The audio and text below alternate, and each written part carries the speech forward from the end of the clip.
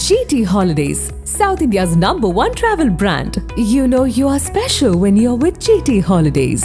கவலையின்றி சுவாசியுங்கள். உலகின் தலை சிறந்த மருத்துவர்கள் நுரையீரல் புற்றுநோய் சிகிச்சை அளிக்கிறார்கள். தங்கம் புற்றுநோய் சிகிச்சை மையம், நாமக்கல் மற்றும் கான்பூர்.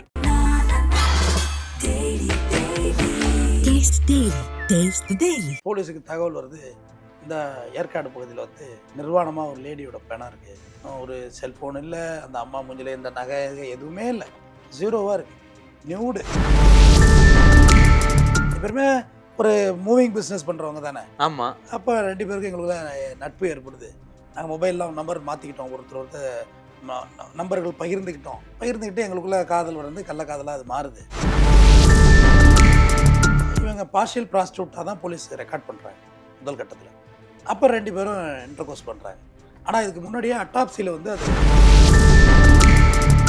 இவங்க அடுத்தது என்னென்ன செஞ்சுட்டாங்கன்னா, இதோட விட்டு போகல, இதுக்கு மேலே ஒரு அஃபென்ஸ் செய்கிறாங்க. பெல்ட்டால் அடி வேறு இதில் துணியோட அடிச்சா கூட அந்த வலி கொஞ்சம் குறையும். ஆனால் துணி இல்லாமல் அடிக்கும் போது துணி இல்லாமல் ஒரு பொண்ணு நிற்க ஒரு 4-5 பேர் ஆம்பளைங்கனால எவ்வளோ பெரிய கஷ்டம் அது, கொடூரம்.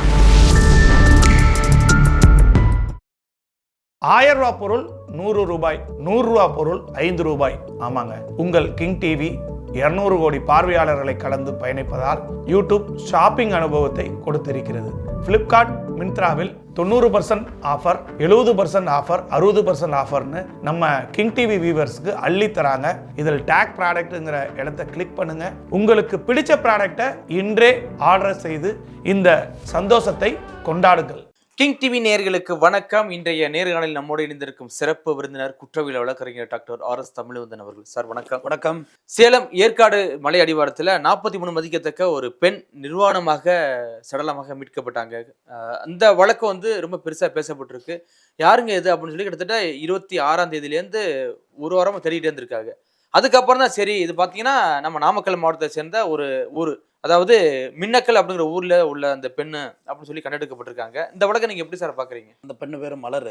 அவங்க நாமக்கல் மாவட்டத்தை சார்ந்தவங்க. அவங்க வந்து இந்த தொடப்பக்கட்டை வைப்பாங்க தெரியுங்களா? இப்போ தொடப்பக்கட்டை நம்ம 2K கிட்ஸ் பார்த்துருக்க வாய்ப்பு கம்மி. விளக்கமாறுன்னு சொல்லுவாங்க. விளக்கமாறு அந்த சீவாங்குச்சி கிட்டிலேருந்து சீவிட்டு எடுத்தா வரும் அந்த குச்சா, அது எல்லாத்தையும் கட்டுவாங்க கிராமத்தில். எங்கள் அம்மாலாம் கட்டுவாங்க. அதை கட்டி நம்ம யூஸ் பண்ணுறது இப்போ ஒரு அட்வான்ஸாக வந்துருச்சு, பிளாஸ்டிக்லாம் வந்துருச்சு. அது பட் தொடப்பக்கட்டை கடைசி வரைக்கும் உழைக்கக்கூடியது. ஆமாம். அதை ஊராக விற்கிறது தான் அந்த மலரோட வேலை. வீடு வீடாக எடுத்துகிட்டு போவாங்க. அதில் எவ்வளோ ப்ராஃபிட் இருக்குன்னு தெரியாது. மேபி இவங்களே செஞ்சு விற்றாத லாபம் வரும் தென்னங்கீட்டில். அதை சேல்ஸ் பண்ணிகிட்டு இருக்காங்க. அப்போ நிறைய பேரோட அறிமுகம் அப்போ கிடைக்கும். சந்தைக்கு போவீங்க, 4 பேர் கான்ட்ராக்ட் கிடைக்கும்.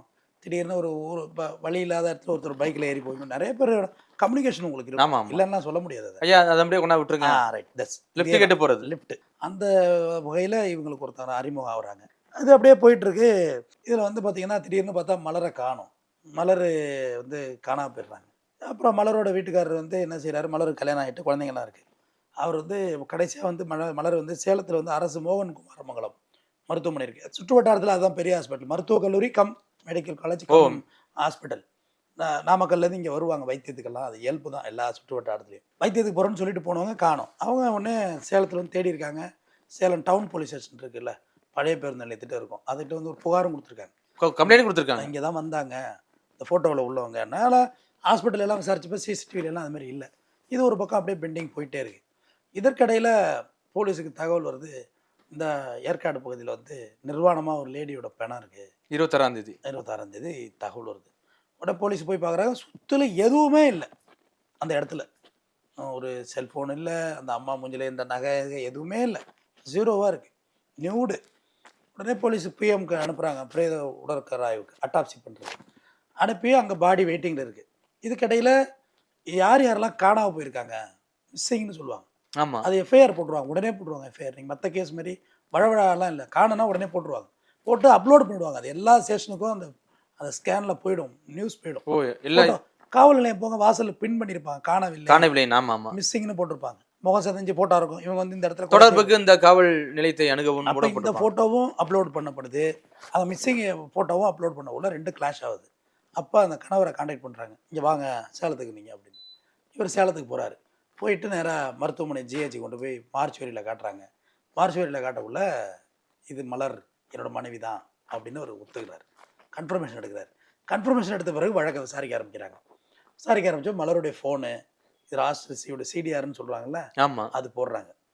திருப்பி திருப்பி எல்லா பேட்டிகளையும் நான் அந்த ஃபோன் சிடிஆர் அழுத்தி சொல்கிறதுக்கு காரணம், தப்பு செஞ்சு நீங்கள் தப்பிக்கவே முடியாது, மாட்டித்தான் ஆக வேண்டும், அது மாற்றமே கிடையாது. சிடிஆர் எடுக்கிறாங்க. சிடிஆர் எடுத்தோன்னா யாருக்கு அதிக கால்ஸ் போகுதுன்னா, சேலம் மாவட்டம் ஏற்காடு அடிவாரத்தை சார்ந்த கனகராஜ் என்பவர் கால் அதிகமாக போயிருக்கு, ரிசீவ்டு அதிகமாக இருக்குது.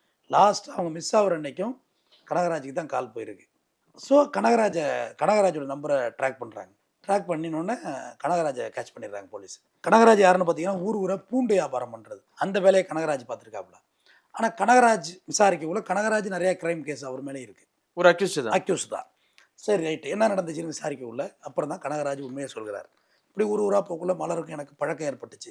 மலரோட விளக்கமாரி வியாபாரம், அவங்க வந்து பூண்டு வியாபாரம், 2 பேருமே ஒரு மூவிங் பிஸ்னஸ் பண்ணுறவங்க தானே. ஆமாம். அப்போ 2 பேருக்கும் எங்களுக்குள்ள நட்பு ஏற்படுது. நாங்கள் மொபைல்லாம் நம்பர் மாற்றிக்கிட்டோம், ஒருத்தர் நம்பர்கள் பகிர்ந்துக்கிட்டு எங்களுக்குள்ள காதல் வளர்ந்து கள்ளக்காதலாக அது மாறுது. இப்படியே நாங்கள் ட்ராவல் ஆகுது. அப்போ தனியாக மீட் பண்ணணும் வாங்கன்னப்போ அது வந்துச்சு. மலர் வந்தப்போ அங்கே ஆல்ரெடி வெயிட்டிங்கில் கனகராஜோடைய ஃப்ரெண்டு சக்திவேல் அப்படின்றவர் அந்த காட்டில் இருந்திருக்காரு. அந்த மலை அடிவாரத்தில் காட்டில் இருந்தோன்னே யார் இவன் யாருன்னொன்னே, இல்லை என் ஃப்ரெண்டு தான், நாங்கள் 2 பேரும் தான் உன்னை இன்டர்கோர்ஸ் பண்ணணும் அப்படின்னு கேட்டோன்னே ஆரம்பத்தில் மலர் டினே பண்ணுது, முடியாது அப்படின்னோடனே.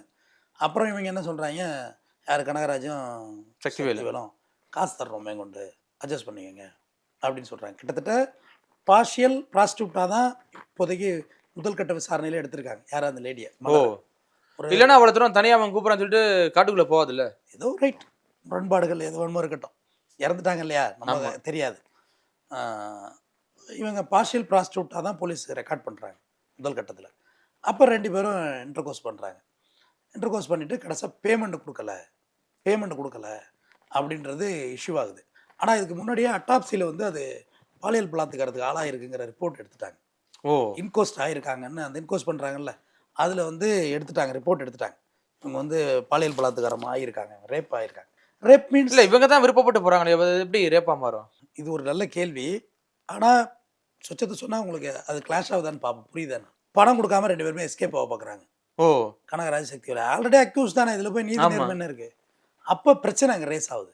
அப்போ ஒருத்தருக்கு தள்ளுமுள்ள ஏற்பட்டிருக்க வாய்ப்புகள் இருக்குது. இதுவும் திட்டி இருக்குன்னு நினைக்கிறேன். இதுவும் திட்டியிருக்கும், வாய்க்கு வந்து திட்டியிருக்கோம். என்னடா பயன்படுத்தி காசு கொடுக்காம புரியல, இவ்வளோ தூரம் போகிற பொம்பளை எப்படி பேசுன்னு பார்க்க வேண்டாமா? ஆமாம், இதுவும் திட்டியிருக்கோம். அப்போ இவனுங்களாம் அட்டாக் பண்ணியிருப்பானுங்க. அப்போ பிடிச்சி நகம் கீறி இருக்க வாய்ப்பு இருக்குது, கிள்ளி இருக்க வாய்ப்பு இருக்குது, தள்ளி விட்டுருக்கலாம், இந்த மாதிரியாக நடந்திருக்கலாம்னு சொல்ல வர்றேன். மீனிங் இது ஒரு ஆஸ்பெக்ட்.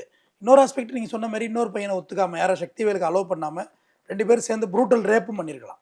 ஓகே, 2மே ஒரு ஆள் சொல்கிறதுக்கு இல்லை. யார் மலர் உயிரோடு இல்லை, இவங்க சொல்கிறத வச்சு தான் நம்ம சொல்ல முடியும். யார் கனகராஜோட ஸ்டேட்மெண்ட்டை வச்சு தான் நம்ம சொல்ல முடியும். கனகராஜ் சொன்ன ஸ்டேட்மெண்ட் இது.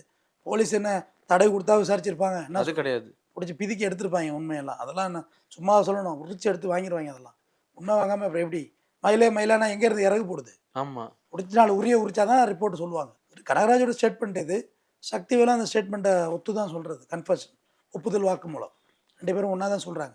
ஸோ இதுவும் நடந்திருக்க வாய்ப்பு இருக்குது, அதுவும் நடந்திருக்க வாய்ப்பு இருக்குது. ஒன்றே ரேப் பண்ணியிருக்கலாம், ப்ரூட்டல் ரேப் பண்ணியிருக்கலாம். ஆனால் ஒரு ஆளுக்கு இசைந்து தான் வர்றாங்க. ஆமாம், கனகராஜ் இசைந்து தான் வர்றாங்க. அப்போ இவங்க பேமெண்ட் பேசி நாங்கள் எக்ஸ்ட்ரா பணம் தர்றோன்னு சொல்லி ஒத்துக்கிட்டாங்க 2 பேருக்கும். நாங்கள் பேமெண்ட் கொடுக்கக்குள்ள எங்களுக்கு கான்ட்ரவர்சி ஏற்படுது, அப்போ அடித்து கொண்டுட்டோம் அப்படின்னு தானே சொல்கிறாங்க. இது ஒரு ஆஸ்பெக்ட். இன்னொன்று சொல்கிறேன், பேமெண்ட் பஞ்சாயத்து எப்போ வரும்னா கிளம்பக்குள்ளே தான் வரும். ஆமாம், அப்போ அவங்க நிர்வாணமாக இருக்க வேண்டிய அவசியம் இல்லை. ஆமாம், அப்படி யோசிக்க வேண்டியா இருக்கு. ஏன்னா நிர்வாணமாக தான் அந்த சடலம் பிரேதம் எடுத்ததாக ரிப்போர்ட் சொல்கிறாங்க. பேமெண்ட் கொடுக்குறது எப்போ வரும்? அந்த பஞ்சாயத்து ட்ரெஸ் எல்லாம் மாட்டிட்டு கிளம்பலாங்குள்ளதான் படத்தை பற்றி பேச்சுவார்த்தை, காசு கொடுங்கடா அப்படின்னு சொல்லி காசு கொடுங்கடான்னு. அப்போ நிர்வாணமாகவே இருக்காங்க. அப்போ ப்ரூட்டல் ரேப் பண்ணிருக்கு வாய்ப்பு நிறைய. இந்த ஆஸ்பெக்ட்லேயும் பார்க்க வேண்டியிருக்கு. இப்போ பார்க்கணும்ல, 4 பக்கம் விசாரிச்சாதான் ஒரு வழக்கு புரியும். ரேப்பு பண்ணிருக்கு வாய்ப்பு இருக்கு மியூச்சுவலாக. இப்போ வந்து ஒருவேளை மேலே போகும்போது யாருமே அப்படின்னு இன்னொருத்த வந்திருக்கானே அப்படின்னு கூட சண்டை நடந்திருக்கலாம்ல. ஆரம்பத்திலே பிகினிங்லேயே சண்டை நடந்திருந்ததுன்னா அதுக்கு பிறகு ரேப்புங்கிறது வந்து ப்ரூட்டல் ரேப்பு தான் அது. இல்லை அந்த ட்ரெஸ் எல்லாம் போலீஸ் கைப்பற்றி பார்த்தா அதில் என்ன விஷயம் புரியும். ட்ரெஸ் எல்லாம் கிழிக்கப்பட்டிருக்கிறதா இல்லை ப்ராப்பராக பட்டனை விட்டு கைட்டப்பட்டிருக்குதான்னு பார்க்கணும்ல. ஜாக்கெட் இருக்குன்னா ஜாக்கெட் பட்டன்ஸ் இருக்கும், பட்டன்ஸை ப்ராப்பராக அவு கொடுத்துக்கும். பிடிச்சா பட்டு பட்டன்லாம் அருந்து வரும். ஆடைகள் எப்படி கிழிக்கப்பட்டிருக்கிறதையும் போலீஸ் கண்டிப்பாக எடுக்கணும். எடுத்தாதான் உண்மை தெரியும். சும்மா அக்யூஸ்ட் சொன்ன ஸ்டேட்மெண்ட்டை வச்சு ரிமாண்ட் பண்ணால் உண்மை மறைஞ்சிடும்ல. கண்டிப்பாக. ரேப்புனா தனி அஃபென்ஸ், அது மியூச்சுவல் கன்சென்ட் ஆஃப் பார்ஷியல் ப்ராஸ்டியூட்னா அது அர்த்தம் வேறு வெறும் மர்டரோட போயிடும். இவங்க அடுத்தது என்னென்ன செஞ்சுட்டாங்கன்னா, இதோட விட்டு போகல, இதுக்கு மேலே ஒரு அஃபென்ஸ் செய்கிறாங்க. கழுத்தை கிடந்த ஒரு செயின், ஒரு 1500 பணம், அவ்வளோதான் இருந்திருக்கு பாவம். ஒரு 1500 பணம், ஒரு மொபைலையும் எடுத்துடுறாங்க. எடுத்துகிட்டு போயிடுறாங்க. கொண்டு போய் செயினை விற்க பார்க்குறாங்க பழைய பேருந்து நிலையம் பகுதியில். பார்த்தா அது கவரிங் செயின். ஓ போச்சா, அந்த நோக்கமே போயிட்டு டோட்டலாக காலி. வெறும் 1500 ரூபாயும் ஒரு மொபைலும் தான் இந்த மர்டரில் அவங்க கிடைச்ச ரெக்கவரி ப்ராப்பர்ட்டி. அதையும் போலீஸ் ரெக்கவர் பண்ணிட்டாங்க. இப்போ ஆதாய கொலையாகவும் ஆகிடுது. ஆமா ரேப்பு இல்லை, வெறும் பார்ஷியல் ப்ராஸ்டியூட்டாக இருந்தால் ரேப் இருக்காது. ஆனால் அட்டாப்சி ரிப்போர்ட்டில் இவங்க வந்து பாலியல் பலாத்காரம் செய்யப்பட்டிருக்காங்கிறது. வெறும் செக்ஸுங்கிறது வேறு, பலாத்காரங்கிறது வேறு. உங்களுக்கு விருப்பம்லாம் உங்களை ஃபோர்ஸ் பண்ணி பண்ணுறது பேர் பலாத்காரம். விருப்பத்தோட பண்ணுறது வேறு sex. Okay, difference between the sex and rape. அது வேற வழக்கா மாறுமா எப்படி சார்? கண்டிப்பாக வேறு வழக்காக மாறிடும். ரேப்பு, மர்டரு, அடுத்த ஆதாயம், murder for gain, pure conviction ஆகிற கேஸ் இது.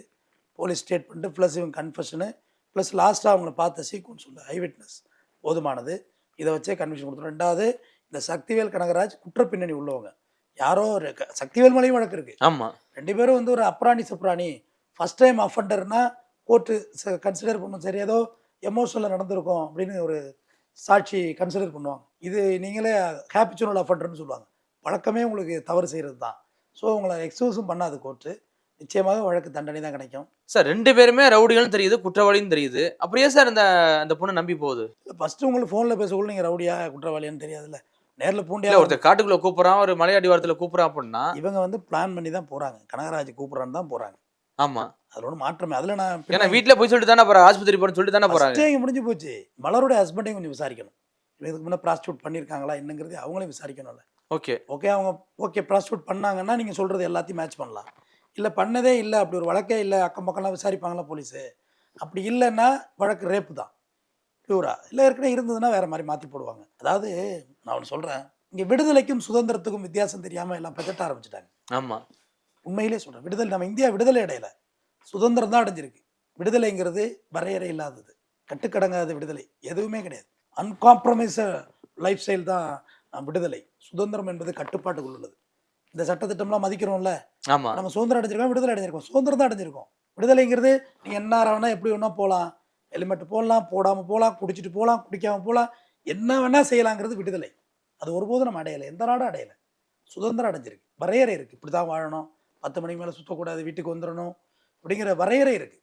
அதுதான் பெண்கள் அடைஞ்சிருப்பது. தாங்கள் சுதந்திரம் என்பதை புரிஞ்சுக்கணும். அவங்க விடுதலைன்னு நினச்சிடுறாங்க. ஆண்களோட மாயாஜால வார்த்தைகளுக்கு அவங்க மயங்கிடுறாங்க. நான் அப்படி தான் நினைக்கிறேன். பெண்களை ஏமாற்றுவது ரொம்ப எளிதாகி விட்டது. ஏன்னா அவங்க ஏதோ ஒரு அன்புக்காக, ஏதோ ஒரு தேவைக்காக ப்ராஸ்டியூட்டே இருக்கட்டுமே, அவங்க உடம்பு அவங்களுதுன்னு சுப்ரீம் கோர்ட்டு பல சைட்டேஷனில் சொல்லிட்டு, அதை உங்களுக்கு கொடுக்கலாம், அவருக்கு கொடுக்கலாம், யாருக்கு ஒன்றும் கொடுக்கலாம், அது அவங்களோட ரைட்ஸ் அது. ஆனால் அந்த உடம்பே கொடுத்து கொஞ்சம் வருமானம் பண்ணி வீட்டுக்கு ஏதோ கொடுக்கணுங்கிற நிலைக்கு அவங்க வர்றாங்கன்னாக்க அவங்க நம்ம எவ்வளோ கண்ணியத்தோடு நடத்தணும். அவங்கள்ட்ட இழக்க எதுவுமே இல்லை, எந்த கேபிட்டலும் இல்லை, கடைசியாக உடம்பு தான் அப்படின்ற இழக்க வந்துட்டாங்க. அவங்கள உயிரை எடுக்கிறது எப்படி நியாயமாயிடும்? எல்லாரோட வாழ்க்கை போயிட்டு இல்லை. அது மாதிரி பெண்களும் தாங்கள் விடுதலை ஆகிட்டு தான் நினைக்க வேண்டாம். அவன் தண்ணி அடித்தானே, நானும் நைட்டு 2 மணிக்கு தண்ணி அடிப்பேன். இது பேர் அழகு இல்லைம்மா. தண்ணி நாட் ஃபார் சேல் உமன்னு பாட்டிலில் போட்டு இல்லை. பட் அதுக்கு பிறகு அடைஞ்ச பிறகு அதுலேருந்து வர்ற பிரச்சனைகளை ஃபேஸ் பண்ணணும்ல. உயிர் போயிட்டு கனகராஜ சக்திவேல் ஜெயிலுக்கு போயிட்டான். மலருங்கிற ஒரு ஆள் கசைக்கு தூக்கி போடப்பட்டு காஞ்ச மலராயிட்டுல. ஆமாம், உயிர் போட இல்லையில மலரு. லாஸ் யாருக்கு வருதுன்னு தான் கேட்குறேன். ஒரு குழந்தைகள். இது பிற்போக்குத்தனமாக இருக்கும். நான் சொல்கிற ஆஸ்பெக்ட் பரவாயில்ல, பிற்போக்குத்தனமாக இருந்தாலும் இந்த சொசைட்டிக்கு ஏதோ நல்ல விஷயம் சொல்லணுங்கிற திருப்தியாக தான் எனக்கு இருக்கும். லாஸ் யாருக்கு வருது? இப்போ குழந்தைங்க என்ன வருது? அவங்க வளர்ச்சி என்ன? இப்போ அம்மா இதுமாரி செத்துட்டால, இந்த மாதிரி ஒரு கெட்ட பேரோட செத்துருக்காங்கல்ல. எக்ஸாக்ட்லி. அந்த குழந்தைகள் நல்ல சொசைட்டியில் சர்வே பண்ண முடியாது. உங்க அம்மாவை தெரியா, உங்க அம்மா பற்றி தெரியாதா? சமுதாயத்தில் தான் நம்ம வாழ்ந்தாகணும். நீங்கள் எப்போ பண்ணுற தவறை தூக்கி வச்சு பேசிக்கிட்டே தான் இருக்கும் இந்த சமுதாயம். ஒருபோதும் உங்களை லெஃப்ட் பண்ணாது. உங்களை விட்டுட்டு போக மாட்டாங்க. இந்த சொசைட்டியோட கட்டமைப்பு அதுதான்.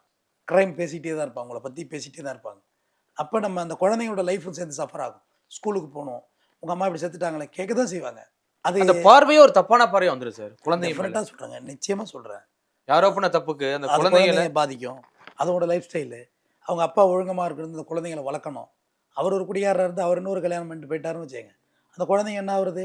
சாப்பாட்டுக்கு சிரமப்படும். அப்புறம் தப்பான ஆன்டி சோசியலிஸ்டாக தான் மாறும். எவ்வளோ குழந்தைங்க கைவிடப்பட்ட குழந்தைகள் வந்து குறைவான பேர் தாங்க நல்ல பொசிஷனுக்கு வர்றாங்க. நிறைய பேர் அக்யூஸ்டாக மாறுறதான் நம்ம பார்க்குறோம். பேசிக்காக பார்த்தா வீட்டில் பிரச்சனை, அப்பா சரியில்லை, அம்மா சரியில்லை, குடும்பம் சரியில்லை, சொசைட்டி சரியில்லை, இந்த பிரச்சனையிலேருந்து தான் ரவுடிஸ் உருவாகிறாங்களே ஒழிய டேரிங்காக யாரும் ரவுடி ஆகுறதே கிடையாது. ஏதோ ஒரு சமுதாயத்தோட இன்பேலன்சிங் உங்களை ரவுடி ஆக்குது. சமுதாயத்தில் ஈக்குவலைசமே இல்லையா, இன்பேலன்சிங் இருந்துக்கிட்டே இருக்கு. ஆமாம், ஒருத்தன் பணக்கார, ஒருத்தன் ஏழை, ஒருத்தன் ஜாதியில் மேலே, ஒருத்தன் கீழே, ஒருத்தன் மாடி விடு, ஒருத்தன் கூரை விடு. இந்த இன்பேலன்சிங் இருக்குல்ல, இதுதான் சொசைட்டியோட தப்பு செய்ய வைக்குது. இப்போ மலராக இருக்கட்டும், கனகராஜா இருக்கட்டும், அவர் ஃப்ரெண்டு சக்திவேலா இருக்கட்டும், சொசைட்டியில் இன்பேலன்சிங் ஏதாவது வந்தது தானே. கண்டிப்பாக ஒரு விளக்கமாறு விற்று ஜீவனம் நடத்துகிற இடத்துக்கு மலர் இருக்குது. அதோட ஒரு பூண்டு வியாபாரம் பண்ணி அதை ரீட்டைலில் பண்ணி எவ்வளோ வந்துட போகுது ப்ராஃபிட்டு. அவரே கிரைமரு, அவரை நம்பி போகிறாங்க. ஃபோனில் பேசுகிறத வச்சு எப்படி நம்பி போகிறது? எத்தனையோ மர்டர் பார்த்துருக்குமே, டிக்டாக் நம்பி போய் எல்லாம் சேர்த்துருக்காங்க. ஆமாம், கன்னியாகுமரி காசி எத்தனை பெண்களை சூறையாடிட்டான். பொள்ளாச்சி பாலியல் சம்பவம் வெறும் நம்பி காதலன் நம்பி பண்ண வீட்டுக்கு போனது தானே. பொள்ளாச்சியில் எவ்வளோ பெரிய இழப்பு சந்திச்சாங்க. இன்னைக்கு நமக்கு விடுங்கொள்ளன்னா அண்ணா எத்தனை பேர், எத்தனை பொண்ணுகள் கதறினுச்சு, எத்தனை பொண்ணு கதறிச்சு, துணியே இல்லாமல். அதுதான் முக்கியம். பெல்ட்டால் அடி வேறு இதில் துணியோட அடிச்சா கூட அந்த வலி கொஞ்சம் குறையும். ஒட்டு துணி இல்லாமல் அடிக்கும் போது, முட்டு துணி இல்லாமல் ஒரு பொண்ணு நிற்க ஒரு 4-5 பேர் ஆம்பளைங்கனால எவ்வளோ பெரிய கஷ்டம் அது, கொடூரம். அதனால் பெண்கள் நிச்சயமாக இந்த சொசைட்டி இன்னும் நம்ம அப்கிரேட் ஆகலை. நம்ம யூரோப் சைடில் வெஸ்டர்ன் ஸ்டைலில் வாழணும்னு நினச்சாலும் மட்டும் போதாது. பாதுகாப்பாக உங்கள் கணவரோட உங்கள் வீட்டில் எவ்வளோ சந்தோஷமாக இருக்கணும்னு இருங்க. கணவர்கிட்ட ஷேர் பண்ணிக்கங்க, ஹாப்பியாக இருங்க, அதுதான் நல்லது. ஏன்னா இந்த சொசைட்டியில் வந்து இங்கே நிறைய பிரச்சனை இருக்குங்க, இல்லைன்னா சொல்ல முடியாது. ரொம்ப பிரச்சனை இருக்குது. எல்லா நாடுகள்லையும் இந்த பிரச்சனை இருந்துக்கிட்டு தான் இருக்குது. ஆனால் நம்ம நாடுகளில் நிறையா இருக்குது. ஏன்னா அந்த கல்ச்சரை தூக்கி பிடிக்கிற கண்ட்ரியில் இந்த பிரச்சனைகள் இருக்க தான் செய்யும். இது டெமோக்ரஸின் கண்ட்ரி, நம்ம ஜனநாயகம் தானே, விடுதலை ஆகிட்டோம்னு பொருள் இல்லை. சுதந்திரம் அடைஞ்சிருக்கோம், அது நீங்களும் சரி நானும் சரி. சுதந்திரத்தோடு வாழ்வோம், பட் விடுதலை அடைஞ்சு வாழ வேண்டாம். இதையும் வள்ளுவனோடய முடிக்கிறேன். ஒழுக்கம் விழுப்பம் தரலாம், ஒழுக்கம் உயிரினும் ஓம்பப்படும். வள்ளுவன் சொன்னது. ஒழுக்கம் வந்து உயிர் இருக்குல்ல, இதை விட மேலானதுடா ஒழுக்கம் அப்படின்ட்டு சொல்கிறான் வள்ளுவன். எல்லாத்தையும் கண்ட வள்ளுவன் ஒழுக்கத்தையும் மேம்பாட சொல்கிறான். நம்ம அவ்வளோ நேர்மையோடு வாழ வேண்டும். பிறன்மனை நோக்கா பேராண்மைங்கிறான் வள்ளுவன். அடுத்தவன் பொண்டாட்டியோ அடுத்தவன் பொண்ணை பார்க்காத, பெரிய ஆண்மகனுக்கு அழகில்லை. பிறன்மனை நோக்கலைன்னா தான் பெரிய ஆண்மகன்னு சொல்கிறான் வள்ளுவன். அதனால் ஒழுக்கத்தோடையும் பெரிய பேராண்மையோடு வாழ்வதற்கும் சொல்லிக்கிறேன். நன்றி. கண்டிப்பாக சார், மீண்டும் மற்றொரு நிகழ்வோடு சந்திப்போம். மிக்க நன்றி. நன்றி. GT Holidays, South India's #1 travel brand. You know you are special when you're with GT Holidays. கவலையின்றி சுவாசியுங்கள். உலகின் தலை சிறந்த மருத்துவர்கள் நுரையீரல் புற்றுநோய் சிகிச்சை அளிக்கிறார்கள். தங்கம் புற்றுநோய் சிகிச்சை மையம், நாமக்கல் மற்றும் கான்பூர். Taste the Daily.